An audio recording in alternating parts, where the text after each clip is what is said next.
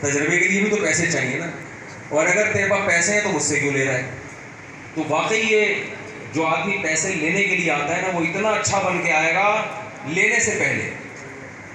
ہمارے حضرت ایک بات فرمایا کرتے تھے کہ اس زمانے میں جو کسی کو قرضہ دے وہ بیوقوف، اور جو لے کے واپس کر دے وہ اس سے بڑا بیوقوف.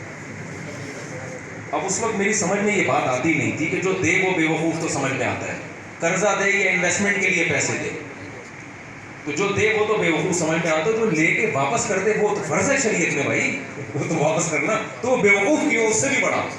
تو اب تجربے کے بعد جب ہمارے پیسے ڈوبے ہیں نا، سمجھ میں آیا کہ اصل میں وہ اس سے بڑا بیوقوف اس لیے کہ اس کو پتا تھا اگر میں واپس نہیں کروں گا تو یہ میرا کچھ بھی نہیں بگاڑ سکتا، پھر بھی واپس کر رہا ہے. تو اتنا نیک آج کل کوئی نہیں ہوتا کہ اللہ کی وجہ سے واپس کرے، وہ حماقت کی وجہ سے واپس، وہ سمجھ رہے کہ میرے کچھ بگاڑ دے گا، وہ یہ سمجھ رہے کہ یہ مجھ سے پیسے عدالت کے ذریعے پولیس کے ذریعے نکلوا لے گا، تو یہ بیوقوف ہے، یہ بہت بڑا بیوقوف ہے.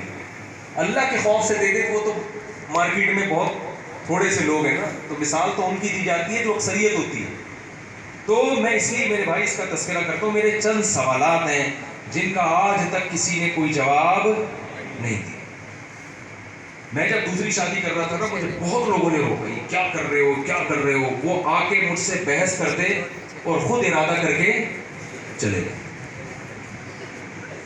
میں ان سے چند سوال پڑھتا، تو میں آپ سے بھی چند سوال کرتا ہوں. دیکھو، ہم یہ فرض کر لیتے ہیں لڑکے اور لڑکی برابر مقدار میں پیدا ہوتے ہیں، حقیقت میں ایسا ہے نہیں. یہ فیملی پلاننگ والے کہتے ہیں کہ یہ برابر ریشو ہے، حقیقت میں یہ ریشو برابر، لڑکیوں کی شرح پیدائش لڑکوں سے زیادہ ہے. اس کی ٹیکنیکل دلیل دوں گا میں، زیادہ آپ کو شماریات اور حسابیات اور کیلکولیٹر کی طرف بھی لے کے جاؤں. دیکھو، ہمارے ہاں فیملی پلاننگ کا بڑا رواج پڑ رہا ہے. فیملی پلاننگ کا مطلب ہے 2 بچے ہی اچھے. اب آپ مجھے بتاؤ، جس کے 2 بچوں میں ایک بیٹا ہو گیا وہ تو 2 کے بعد بند کرا دے گا، جس کے بیٹا نہیں ہوا وہ بیٹے کی لالچ میں نسل بڑھائے گا کہ نہیں بڑھائے گا؟ یہ لازمی حصہ ہے.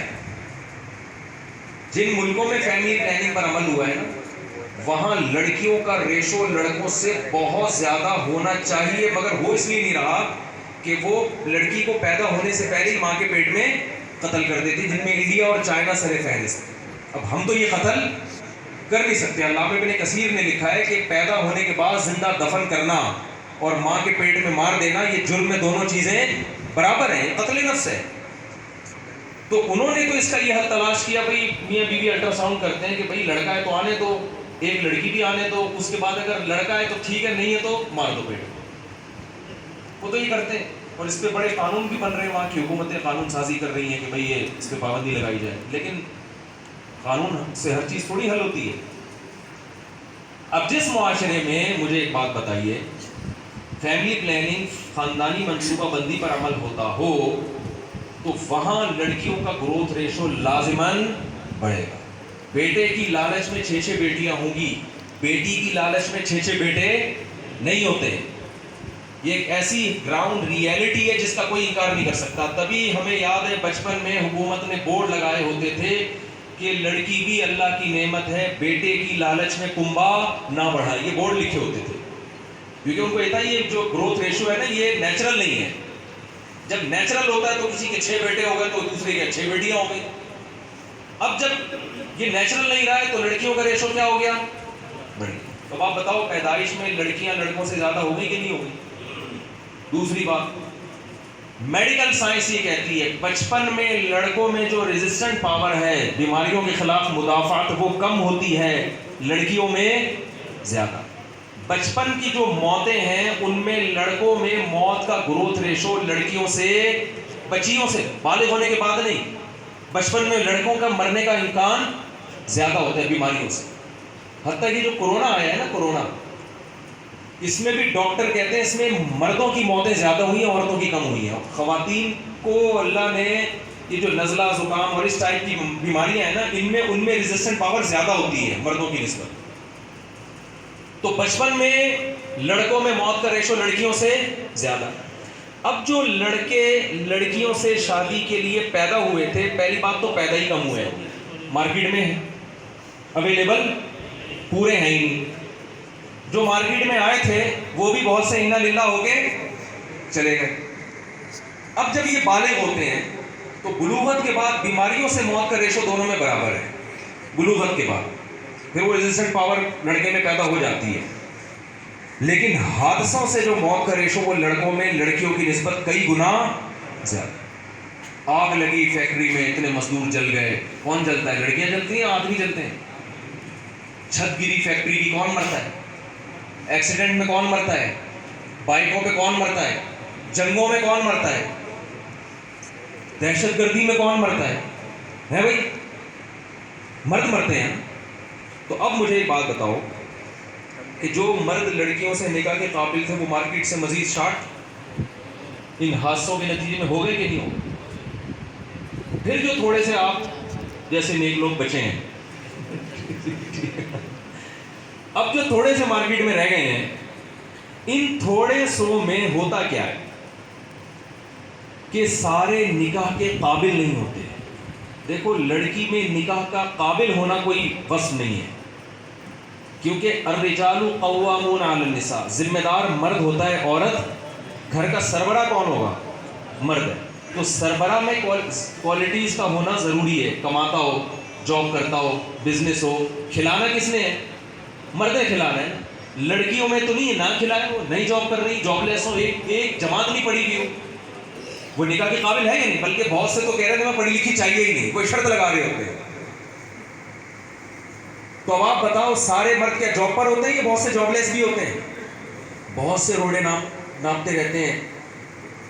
وہ ان لوگوں کی فہرست میں داخل ہوتے ہیں جن کے بارے میں حدیث میں آتا ہے وَمَن لَمْ يَسْتَطِعْ فَعَلَيْهِ بِالصَّوْمِ, جن میں استطاعت نہیں ہے, کوئی نکاح کرنے کے لیے تیار ہی نہیں ہے, جیبیں خالی پڑی ہیں بیچارے کی, اور غربت کی وجہ سے لوگ کیا کر دیتے ہیں؟ انکار, رشتہ نہیں دیتا کوئی. تو ایسے لوگوں کو نبی نے کیا فرمایا؟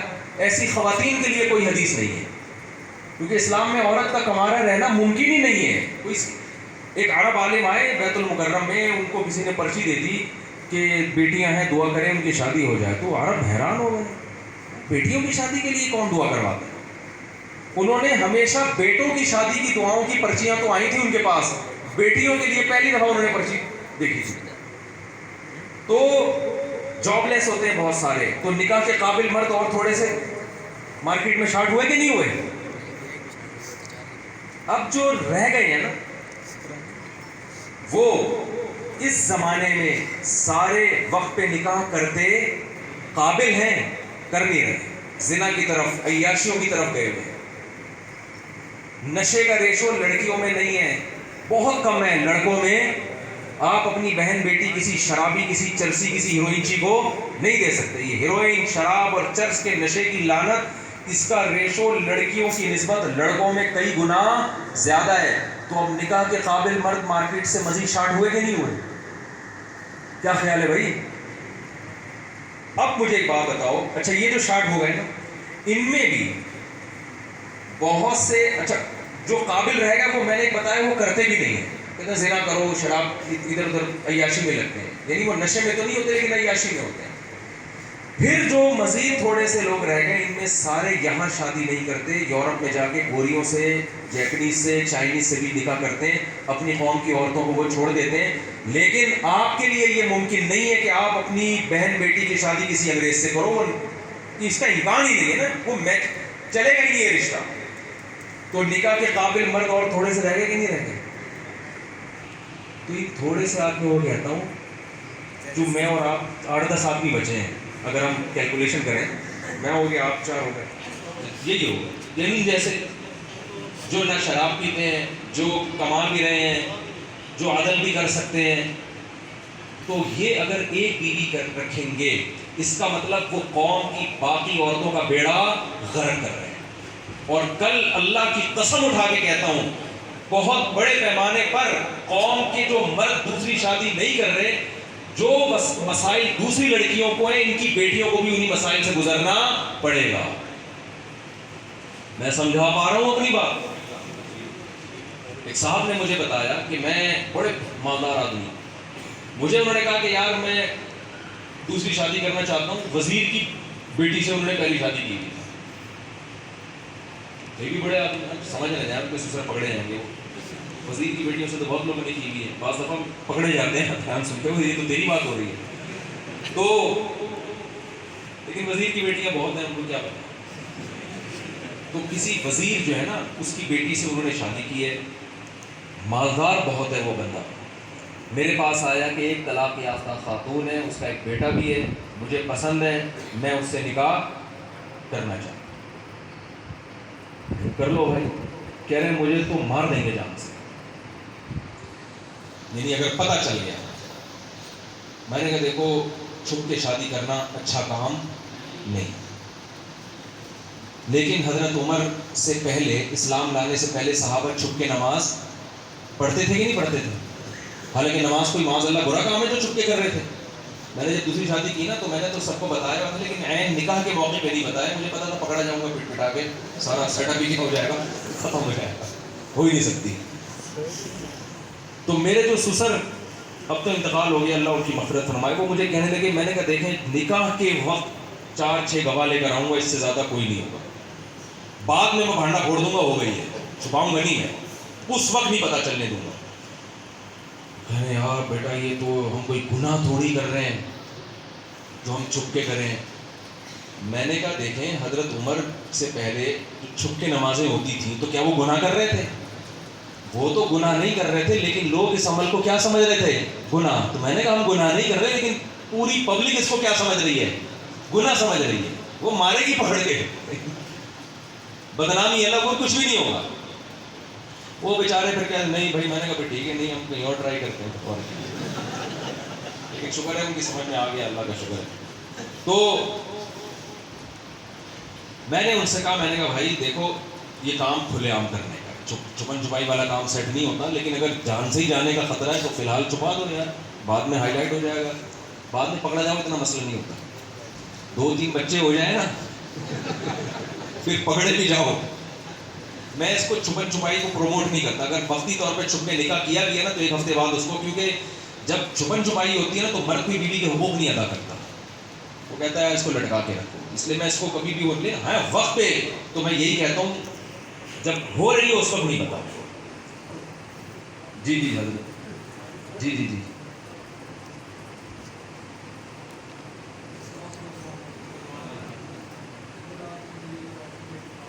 اچھا ماشاء اللہ، اچھا ماشاء اللہ، ماشاء اللہ، زبردست جذبہ دے، اچھا اچھا، ماشاء اللہ، ماشاء اللہ، ماشاء اللہ، زبردست زبردست، یہ ڈنڈا آپ نے اسی میں لے سکتا،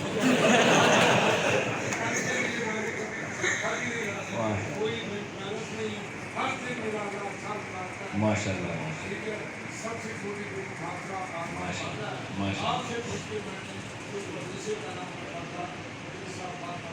ماشاء اللہ، زبردست۔ اب جوانوں کو تھوڑی وہ آپ کو تو مجھے ایسے تاؤ دینا چاہیے۔ وہ ایک آدمی ٹرین میں جا رہا تھا، اس نے سامنے والے سے پوچھا، اب دیکھیں 29 بچے ہیں ماشاءاللہ، تو بھائی حضرت کو ویڈیو، حضرت آپ کی عمر کتنی ہے؟ صرف 70 سال عمر ہے، ماشاءاللہ۔ اچھا، وہ ایک صاحب تھے، ان کی وائف کا انتقال ہو گیا، انہوں نے شادی کی، تو ان کے بیٹے نے بھی پہلی کی موجودگی میں کر دی، تو باپ نے رکاوٹ ڈالی، یار تو کیوں کر رہا ہے؟ اس نے کہا ابا آپ نے بھی تو کی ہے۔ اس نے کہا وہ تو بیٹا میری تو گھر والی مر گئی، تیری ماں مر گئی اس لیے کی ہے۔ اس نے کہا ابا وہ میری والی نہیں مر رہی تو میرا کیا قصور ہے اس میں؟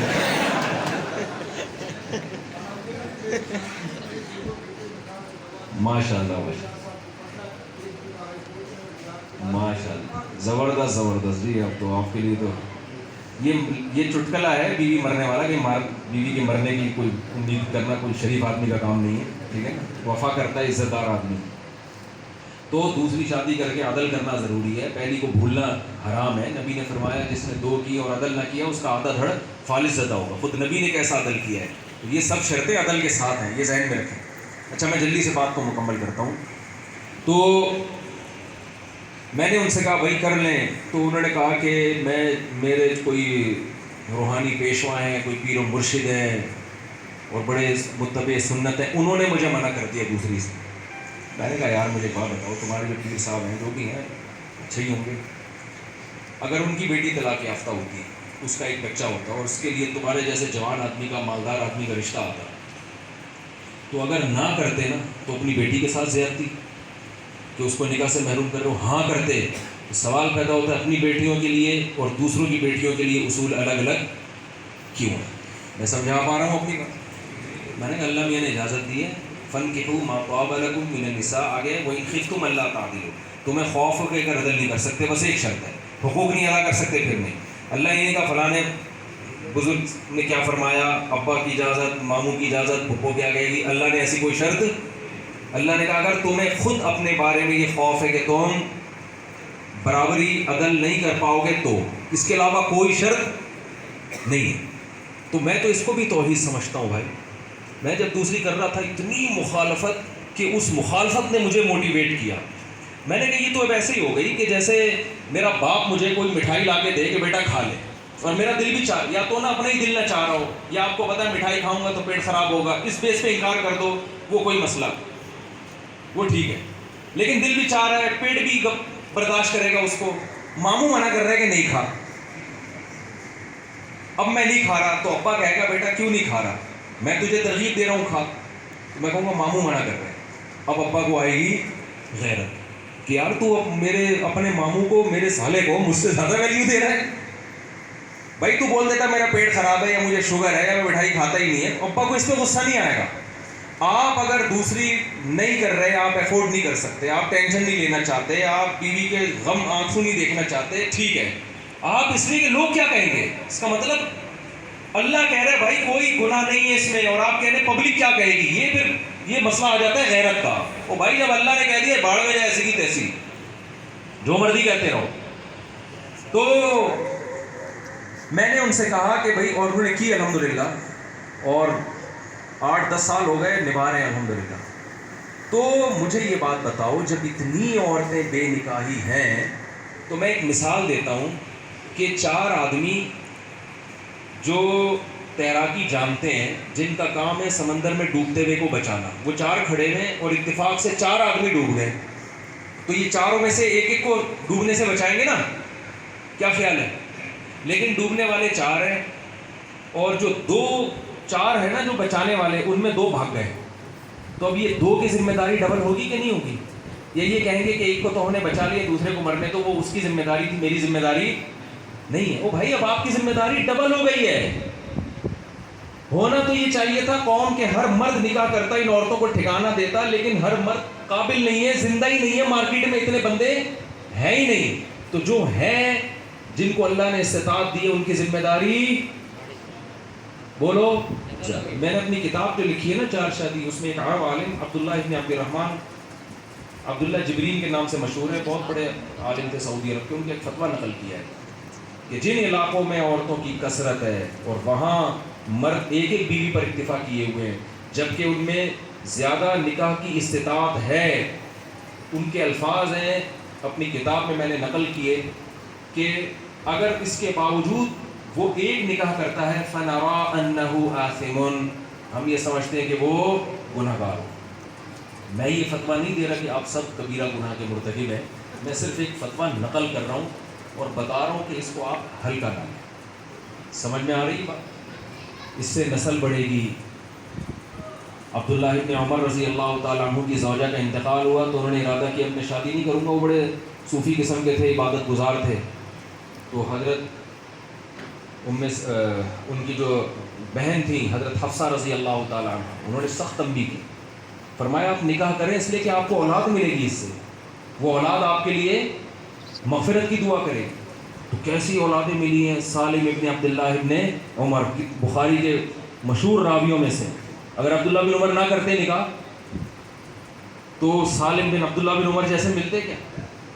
تو یہ اس لیے بھائی اس میں قناعت سے کام لینا ہمارے نبی صلی اللہ علیہ وسلم کا طریقہ نہیں.